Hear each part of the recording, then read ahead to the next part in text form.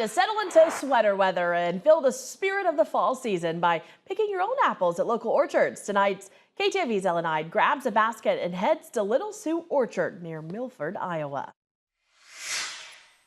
We moved out here to the farm from Maryland in 1998, and we tried all kinds of things. We farmed, we raised cattle, we raised goats, we raised chickens and produce, vegetables, and then we decided we were going to get brave and do something big.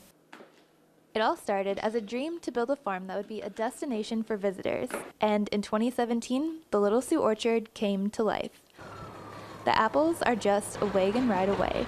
We generally start about the third week of August, and then about every 2 weeks we'll have a new variety get ready, and that keeps us in something different all year, and it keeps us going until about the end of October.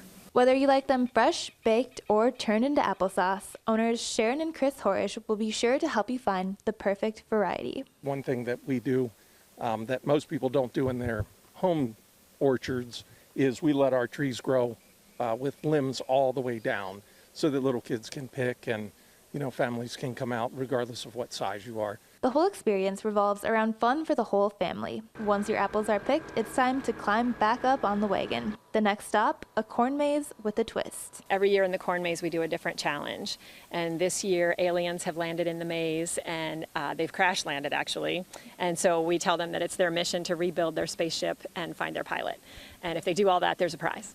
So, and then they get to launch apples at the apple slingshot after they do that too. Visitors are encouraged to take their time and enjoy the farm. There are old-fashioned games, chairs for lounging, and plenty of refreshments. I think probably the biggest change was that we added the hard cider.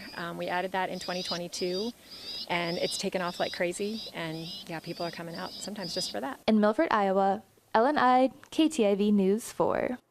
Little Sioux Orchard is open weekends and by appointments through late October. And of course, for more information, you can check out this story on KTIV.com.